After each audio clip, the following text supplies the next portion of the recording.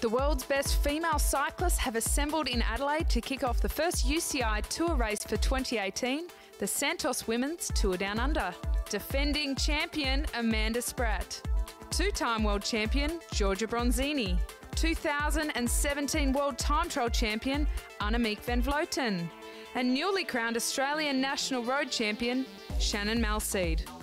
Just some of the highly ranked riders lining up for this year's edition. A total of 17 teams and 101 riders will race the roads of South Australia over 4 gruelling stages, with the ultimate prize and honour of winning the coveted Santos ochre jersey and becoming the first UCI Tour victor for 2018. But before the serious business of racing began, the internationals took some time out to visit Cleland Wildlife Park for a unique and immersive nature experience and the chance to get closer to some of the state's most iconic animals. Hello and welcome to the 2018 Santos Women's Tour Down Under. We're here in the City of Adelaide Tour Village. Dave McKenzie, the top female cyclists of the world, have descended here in South Australia for this edition of the race. We've got Shannon Malseed, the Australian National Road Champion. We've got Annemiek van Vleuten, the individual time trial champion of the world. Dave McKenzie, it's a lineup of stars. It is a lineup of stars, and let's not forget the likes of Georgia Bronzini, a former double world road race champion. She's here as well, and she's still going strong. Then you've got a smattering of other nationalities, foreign riders. I think there's almost 20 different nationalities racing here, team nationalities, and all the best Australians, as you mentioned. Malseed, newly crowned Australian road champion. It's a fantastic week in South Australia. All of the cyclists, the world's best, descend here. We love it. And this tour village behind me, it's just so much atmosphere. Well, there's so much atmosphere, but it's not all fun and games, Dave, because the riders have a lot to challenge out on course. The longest stage, 122 kilometres, crosswinds, hills. We've got some sprint stages, a little bit of action all around. It's got a bit of everything, and let's not forget it's been elevated. It's the 3rd edition, but it's been elevated just one level below World Tour. So for the women, this is a big deal. There's a lot of valuable points up for grabs. There's bragging rights because it's the start of the season, and they love the beautiful weather, the great roads around South Australia. Well, 2017 champion Amanda Spratt is back with her Mitchelton Scott team, and they're keen to defend their title. Becoming a defending champion, it's not something I get to do often, but I'm excited. It's a great time to be a cyclist in Adelaide. I just got to get my race face back on, and I think the last few days has been pretty hectic, but with all of the things that we're doing today and meeting my team last night, I'm definitely starting to get back into that tour mode. Australia, I have a piece of my heart in Australia, mostly in Geelong, if I'm honest. So I'm really proud to be back this year, and for me it would be a new experience with a new team, so I'm pretty excited. Yeah, it's a different course this year. It's really exciting that we have the 3 longer road stages. We've got 2 hilltop finishes, so that's, I think, the major difference. For sure, day per day, I think I will be better. Maybe for the criterium I will be on. My biggest challenge is probably going to be some of the technical aspects of the course, but yeah, I just look forward to trying to brush up my skills and get in there with the big peloton that have come down for it. There's going to be time gaps all throughout this race, so it's really not going to be one until that final stage. Gummaraka is set in the beautiful Torrens Valley region, surrounded by vineyards, olive groves, orchards and farmland. Gummaraka is part of the magnificent Adelaide Hills, just a 20-minute drive from the CBD. Come and celebrate the vibrant food culture of this popular destination, rich in local produce and gourmet food. So Macca, let's have a look at Stage 1 course, Gummaraka to Gummaraka. The riders will do 2 laps heading out through Birdwood up to Mount Pleasant. They've got a few hills going through Mount Torrens and then back into Gummaraka. We don't know whether it'll be a day for the sprinters or a day for the climbers. Adelaide Hills, look, it's always a tricky sort of a course, isn't it? But Gummaraka, they've got right behind this race and plenty of colour at the start line there. Plenty of preparation too for the women. I mean, this is the first big race of the year for them, so there's a lot at stake. And there's a lot of perks for the international riders. They love coming down under to start the summer, a bit of a cuddle of local wildlife, and it gives the domestic teams like Holden Gusto Racing a chance to line up against the world's best. Yeah, it does. Look, a lot of the domestic women, which is incidentally, it's growing in strength, isn't it? We see a national champion there on the left of the screen there, Shannon Malseed. What a start to the year she's had. Big peloton now rolling out in warm conditions, Kate. Well, 101 riders. They had 115 kilometres to tackle out on course, a few sprints and a few KOMs. You know, everyone's expecting, a hard tour. It's a really hot day today, really dead roads, up and down all day. And it was quite windy out there, so Orica put it in the gutter at one stage, and so there was a few hard sections. And really, there's a lot of teams with really fast sprinters here today, so there wasn't a lot of ambitious sort of attacking during the first part of the race. But I think the heat really took it out of a lot of the girls that have just travelled over from Europe. And, you know, it's a big shock to race on a 37-degree day when you've just come from Europe. So, yeah, it was a pretty quiet first part of the race, but you know, the heat and the dead roads, you know, sort of took it out of everyone. Interesting to hear Rachel Nehlen talk about the weather conditions. 37 degrees out on course favours the Australians more than the Europeans. Yeah, it certainly does, as we'll see the Dutch rider there from Wow Deals getting another water bottle. Plenty of fluid being consumed, but the all-important sprint carried time bonuses. That's the key part of the race.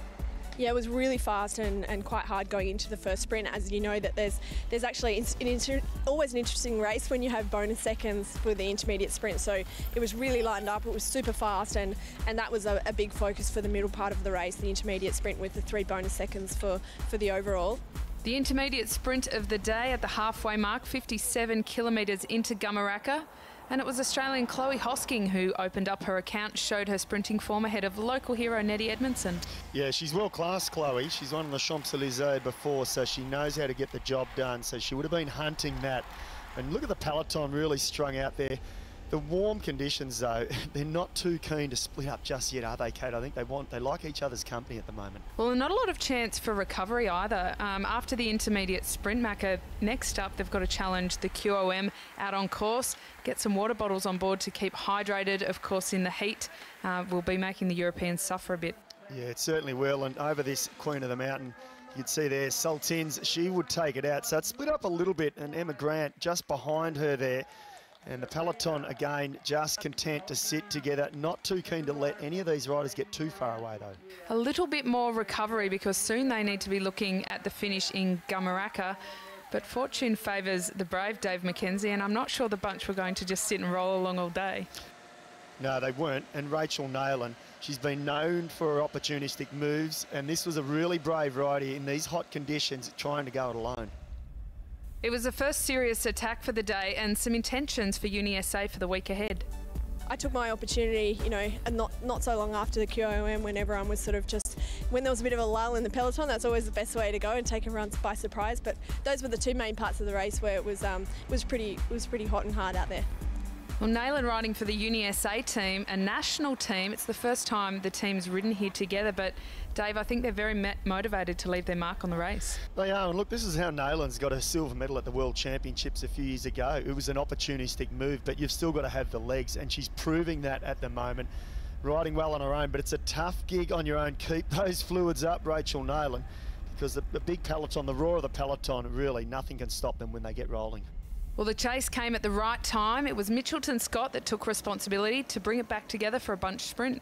Yeah, they certainly were looking for Sarah Roy there. But in the end, it was Annette Edmondson from Wiggle High 5. She got the better of all of them. Arms in the air for her. Bronzini in second. Hansen in third place. A great day out for Wiggle High 5. Good job, good job, good job, good job. Well done. Thank you, bid and go. Well done. I am so pumped. I've never really been in form for a while, and so I knew the last couple of weeks that I've been doing some good power, and it's nice because our track coach let us have a crack at this race as well. So normally it conflicts with the track, so I'm just pumped. This is sick. These girls did such a great job for me. Amazing. Hell yeah, girls, you're the best. Congrats. So proud of you. Girls found me and they helped me just when I needed, and then I saw the UniSA girls come through with a strong trainer and managed to jump onto them and tried to stay patient, and sure enough, had the goods. A great day out for local hero and stage winner Annette Edmondson taking the sprint leaders competition.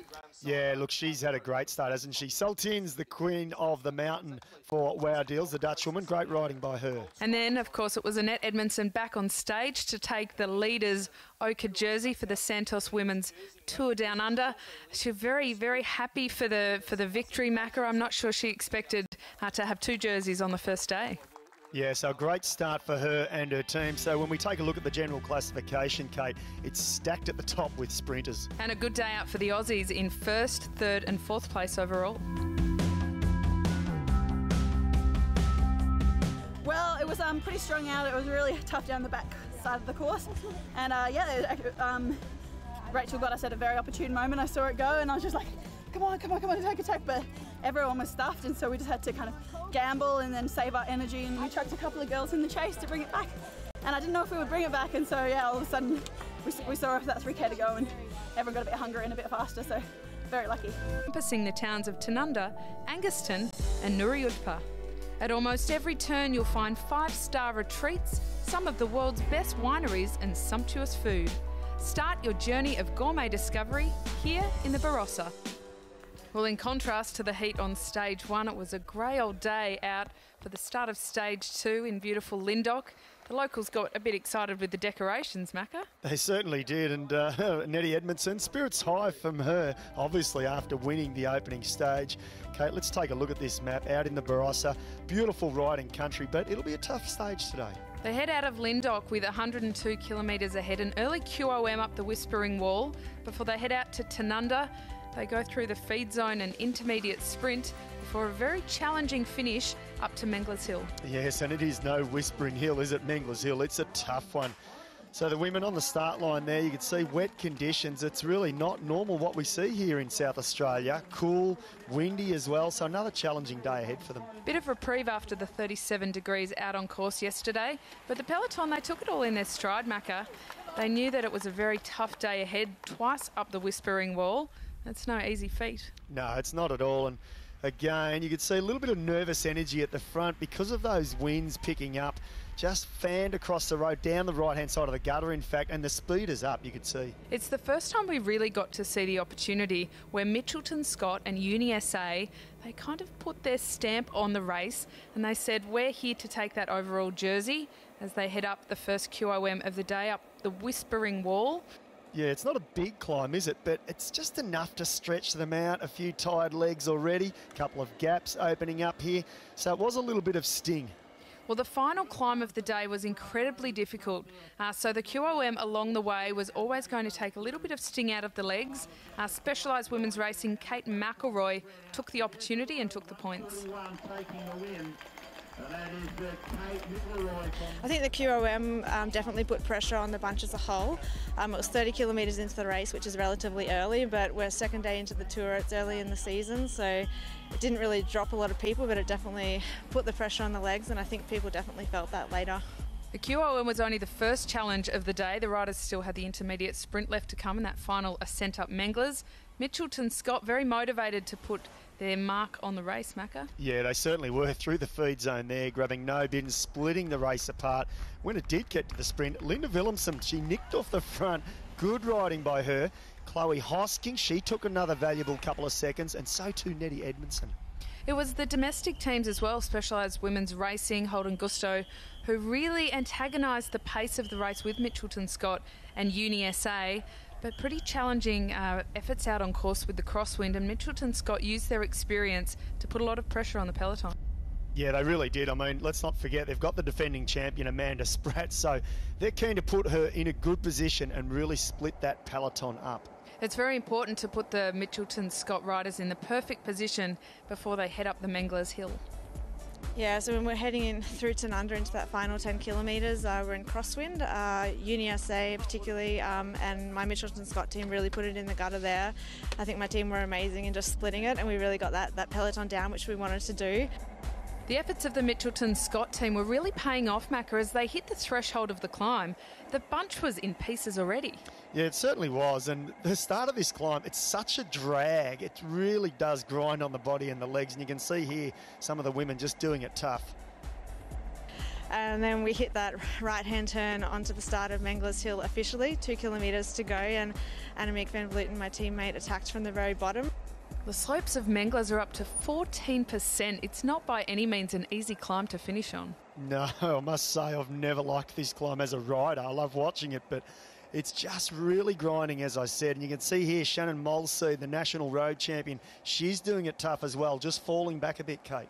And she's sitting behind Specialised Women Racing Kate Mcilroy. She won a QOM yesterday, so quite an accomplished climber. Just shows you how tough the conditions were.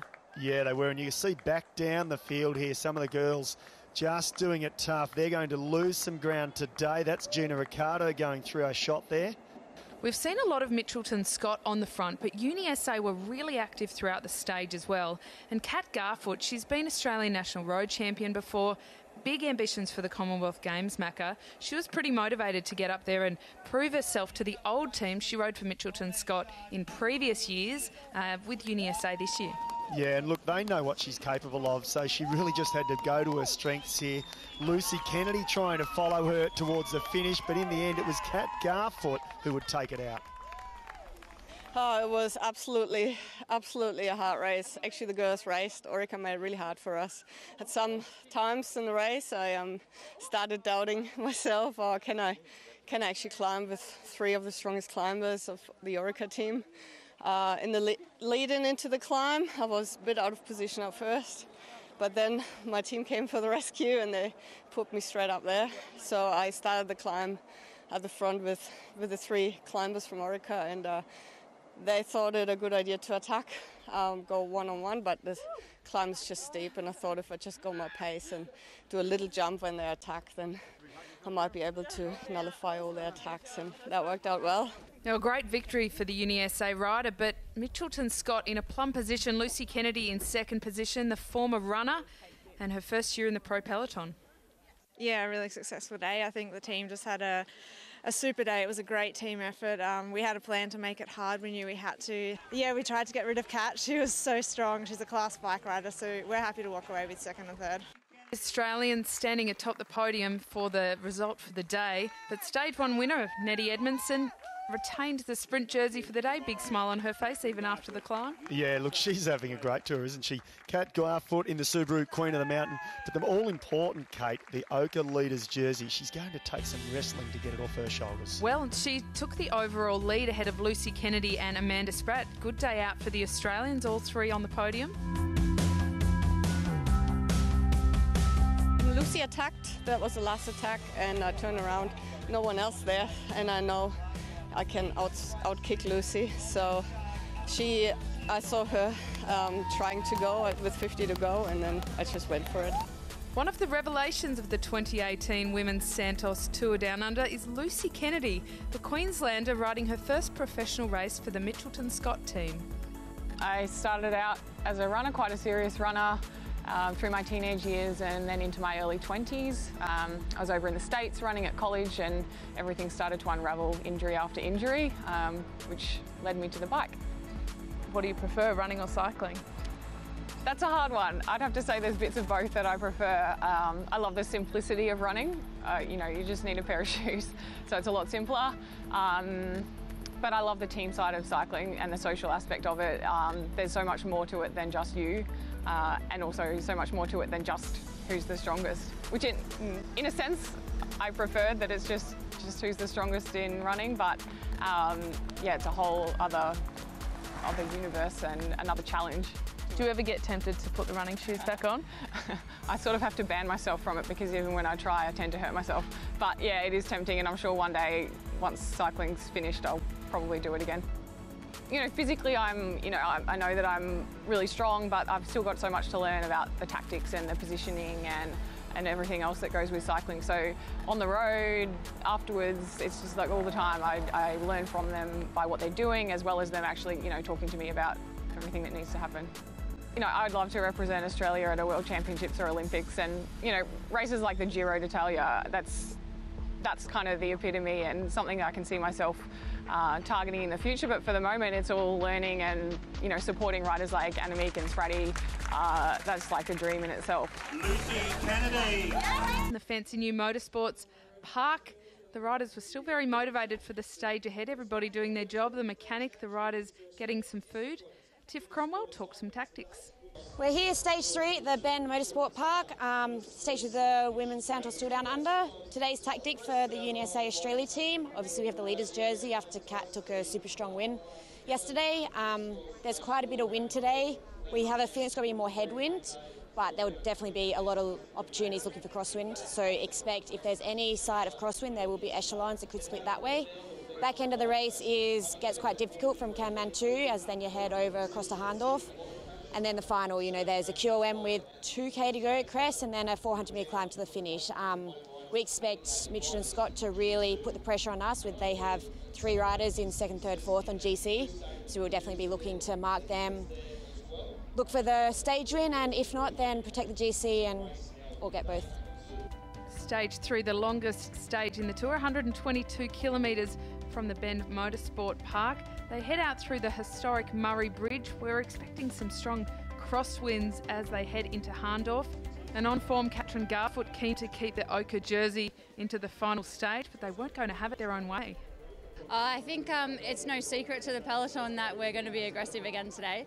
We have conditions in our favour as well with the wind. We're all in really good shape and we're pumped, we're excited, and we're really happy with our ride from yesterday, and we've recovered well enough to do it all again today. Well, Uni SA and Kat Garfoot start the day with a very small margin, only 4 seconds ahead of Lucy Kennedy and the ladies from Mitchelton Scott.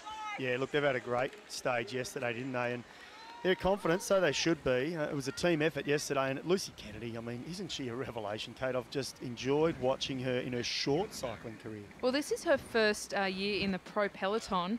She was a former runner, Macca. She's just taken it in her stride. We saw her charge up Mengele's climb yesterday behind Kat Garfoot. Kat Garfoot stood on podiums at World Championships. Very classy rider. So impressive from Mitchelton Scott. But, of course, they've got Amanda Spratt. She won the race here in 2017. Yeah, let's not forget that. And the peloton here, they rolled out. It was deceiving. It seemed windy at the start, and then it looked like it dropped right down. But it didn't take too long for the wind to blow back up, and then here we see again the crosswinds and the peloton splitting apart. And a bit of fear and intimidation in the peloton. The longest stage, 122 kilometres and some crosswinds. But what do they say, Macca? Fortune favours the brave, and it was Linda Willemsen who headed out for the biggest break of the tour so far. She got out to 5 minutes. The peloton, they didn't look too motivated to chase. No, they didn't, and you could see there a little bit of rain back in the peloton as well, so they had all of the elements to deal with. But Willemsen, Kate, we know what she's capable of. She's a former world individual time trial champ. This is her forte. This is what she likes doing. She's one of the riders that you just don't really want to leave out there solo. Mitchelton Scott, Uni SA, even the domestic teams, Specialised Women's Racing, Holden Gusto, they had a big job ahead of them. If they left Linda out there too long and left the charge too late, it just wasn't going to happen. Well, the key thing for her, she'd like to think she's got some teammates stacked up behind that can get an easier ride. So if it does split apart, they can get that free ride back up to her. The peloton here, I'll tell you what, they're playing mind games with each other, the teams that is. Well, the pace was a bit stop-start, tough conditions. One of the riders there from Sydney Uni Staminade getting eye drops. The conditions out on course with the wind and the dust, it's very tough on the riders. Yeah, it was a unique situation, wasn't it? And let's hope she was okay. Mitchelton Scott, once again, this is what we expected. Look at the jerseys at the front there. And Lucy Kennedy tucked in nicely. She's in second place overall. This was a good thing for them. Well, Linda Willemsen was never going to make it easy for the chase behind. Macca will rejoin all the action of Stage 3 shortly, but there's so many cool things going on in Adelaide, and we took a look. We went along and had a look at the Women of the Peloton photo exhibition.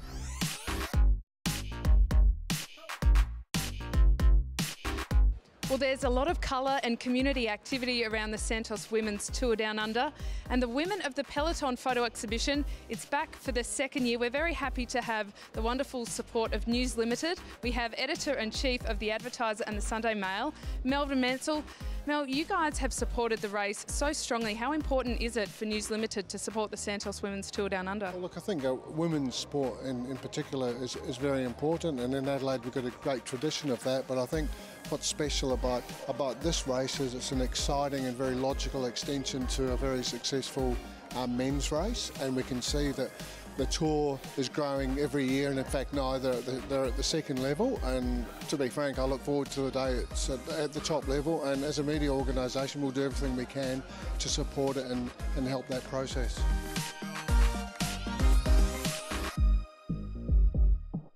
There's some incredibly interesting shots in this gallery. Kat Garfoot in a boxing ring. What was the inspiration behind the variety of shots that you have the athletes in?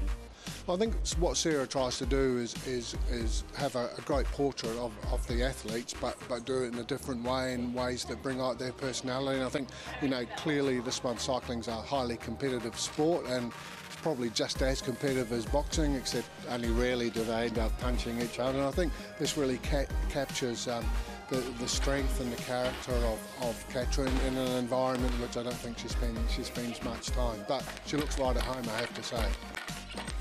I did have a bit of fun, yeah. I tried some of these boxing bags. And it gives a wonderful depth of character to the rider.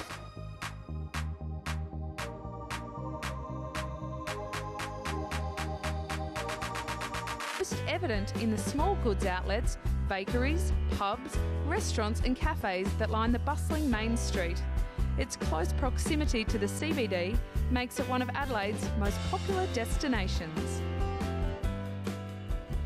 So we rejoin the race. Linda Willemsen still out the front. It's been a long slog out there on her own, Dave. It certainly has, but gee, what an effort it has been by the New Zealand cyclists. Back in the peloton, the defending champion Amanda Spratt. Now she's turning the screws, and look, there is scrambling going on behind her. This is a strong move here by Spratt. It was only a matter of time. We knew Mitchelton Scott were going to take responsibility for this race. Amanda Spratt, she's fit, she's motivated. Linda Willemsen, she's given it a really good crack. She's still making them work very hard. Amanda Spratt is having to shatter that peloton behind to chase up. Yeah, she certainly is. And look at this, she's flicking the arm back to, I think that's Lauren Stevens, in fact, who's coming up onto the rear wheel of Spratt. She knows 2 is better than 1. Remember, the gap went out to almost 5 minutes for Linda Willemsen, so they've got some chasing to do. Linda Willemsen, she's already gone through the sprint, taking the points for the day ahead of Amanda Spratt and Lauren Stevens. Still about a minute and a half gap. Amanda and Lauren, well, they would know what the gap... Amanda and Lauren, well, they would know what the gap is. They're coming up now. They can see the team cars. That means in a moment, Dave, they'll see Linda. Yeah, they've closed it up quick. She's calling for support, but she's got none.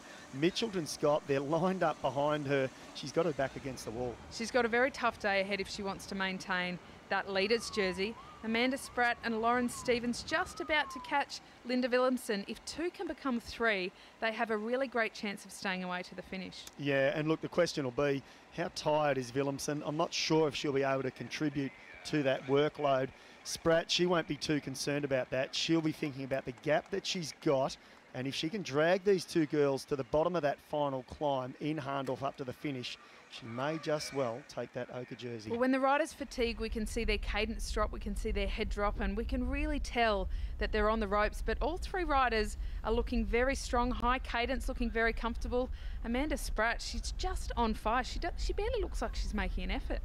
Yeah, she does, doesn't she? And they're moving along. Willemsen at the rear there. So she was out there all day, well, the first part of the stage. Spratt taking a left turn there. Stevens struggling to hold her wheel through some of these corners. And Macca Willemsen's gone. So now we just have Amanda Spratt and Lauren Stevens out on the road. They're charging toward the final climb for the day. Coming from America, you know, it's our winter now, so our fitness is not quite the same as the Australians, so I knew I needed to be careful, so I sat on for the last bit, but then in the end, Amanda still had the stronger legs. We had a little bit of confusion with the deviation, so we came in a little slower than anticipated, and then, yeah, I passed Amanda, but then she was able to pass me back. Bit of confusion on the road for the girls there, Macca, and these final 400 metres, it's a steep old climb for the riders. It was brutal. I don't know if anyone knew this existed out the back of Hahndorf. Spratt and Stevens battling it all the way to the line. This is where Spratt, she just put the hammer down, didn't she, and just started to slowly open that gap up. It's steep enough that tactics don't play a big part. They just have to get to the finish in the best shape that they can. And Amanda Spratt out on the road, she looked more comfortable than Stevens, and she just accelerated away at the end. Quite an impressive ride from Spratt. Yeah, she's on form, Amanda Spratt. That last 50 to 100 metres, as you mentioned, Kate. Lauren Stevens, I tip my hat to her though, great performance. Spratt hit the line, look, she almost stopped, didn't she? Take the win, but I tell you what, That was just pain.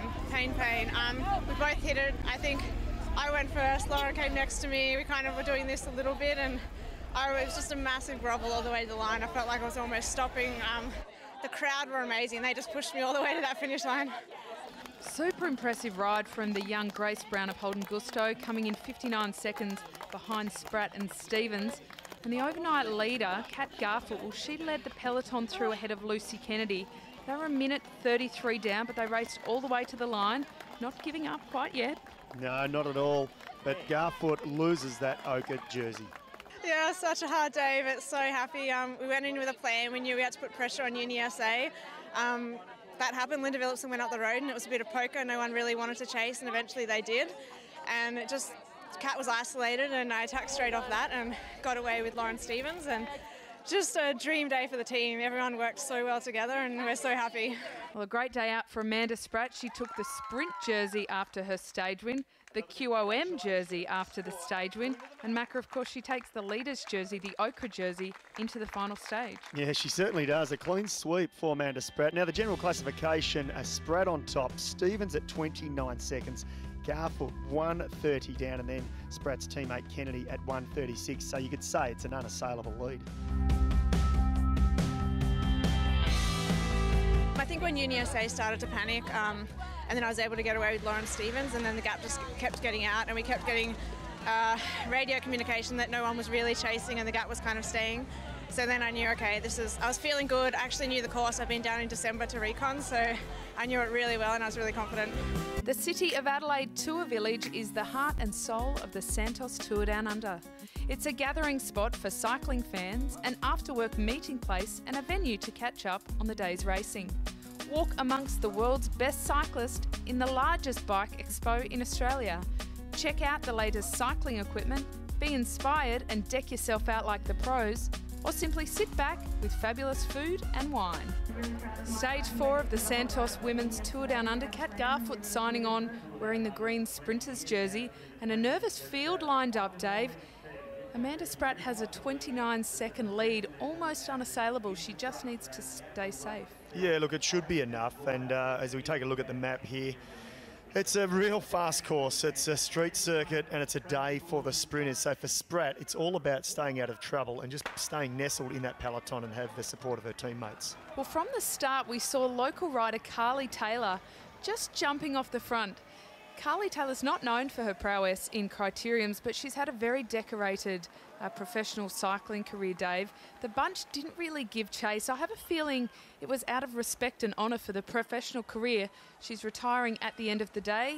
A nice way to go out for the Adelaide local. Yeah, great way to go out for Carley Taylor. She's been a national representative, of course, and a long career in Europe. So for her, it's time to put the cue in the rack or put the bike up on the rack for now. And yeah, a nice touch. Well, she stayed out for a few laps, but eventually we knew the peloton would reel her back in. There was a lot on the line today. UniSA chasing that green jersey for Katrin Garfoot. They had 4 intermediate sprints out on course and they fought quite hard for that. Yeah, they certainly did. And you can see here as one sprint was about to get underway, a huge crash unfolded. Ali Cipollini, almost every rider from that team went down. They were sprawled across the road, Kate, and look at that, it happened right at the front. Well, you can see the Ale Cipollini, the colours that Chloe Hosking, the Australian sprinter, is wearing in that bright yellow, and they just topple one over the other. When they're going at such high speed, you simply can't avoid a crash in front of you like that.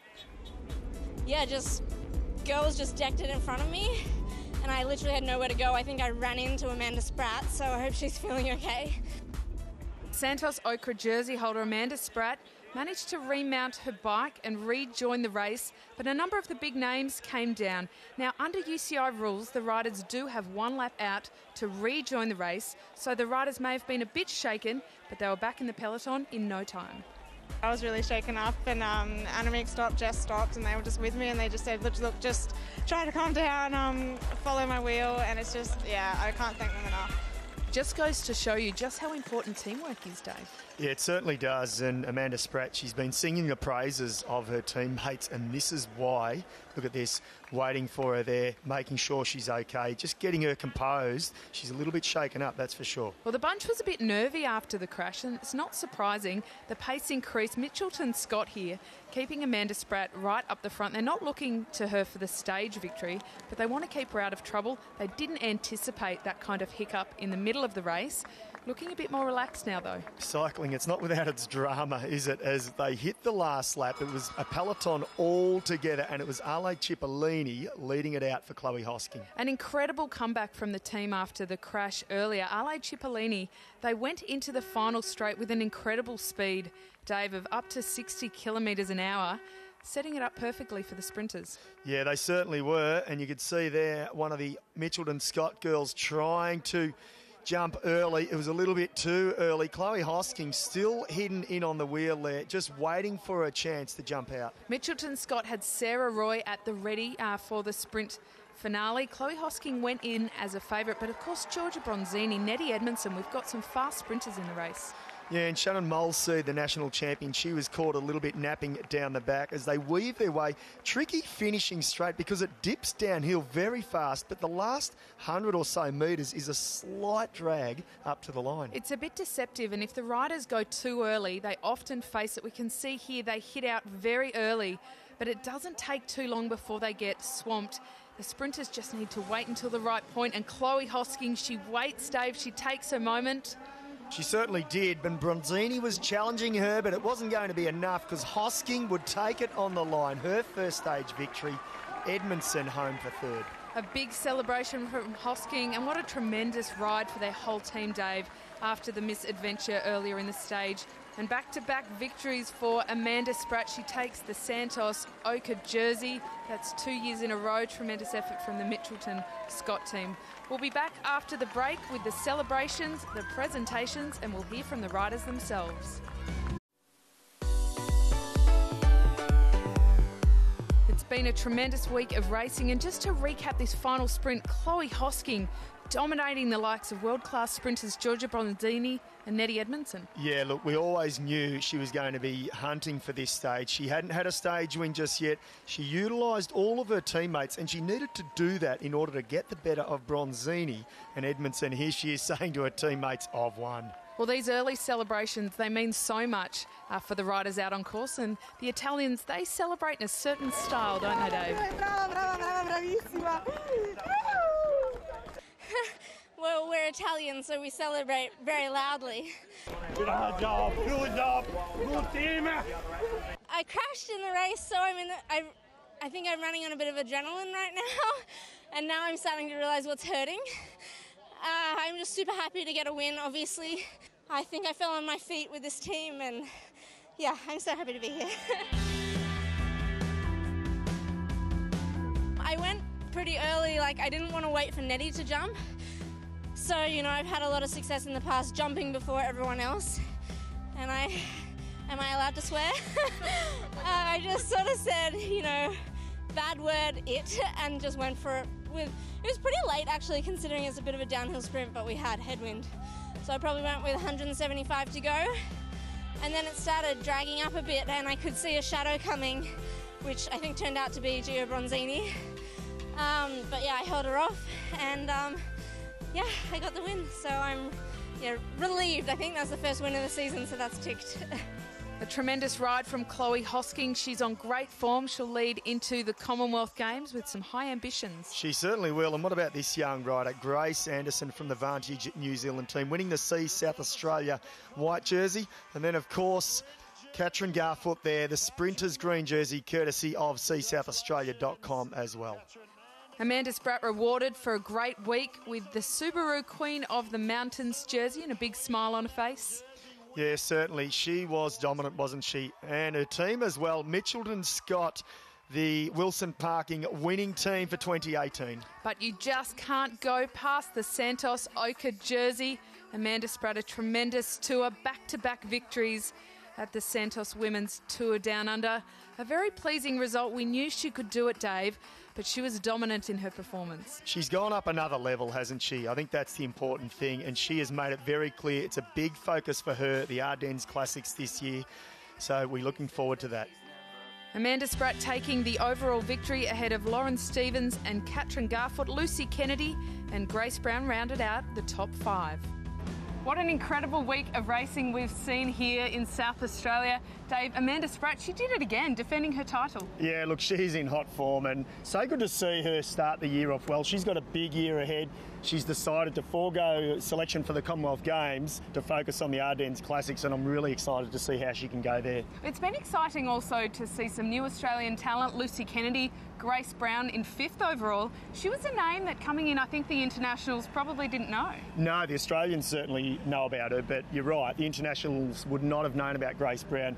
She is a prospect for the future along with Lucy Kennedy. And the race had a bit of everything, Dave, from the crosswinds, the climbs, the sprint stages, and of course that dramatic fall on the final stage. It did. It wasn't without its drama right at the very end, wasn't it? And I think Spratty got a little bit shook up there, but she had a fantastic teamwork around her. She said that in post-race interview, and deservingly so. Well, I think teamwork makes the dream work, Dave, and it's been just tremendous to see of all the international teams come out here. We had 17 teams, 101 riders. I think this race is just set to build and build into the future. It is. Look, it's one level below World Tour. I'd love to see it go into World Tour. I'm sure it will in the future, and the next 12 months will be fantastic. Well, we had some thrills and spills. Our winners, they were all grinners. We look forward to seeing you for the 2019 Santos Women's Tour Down Under.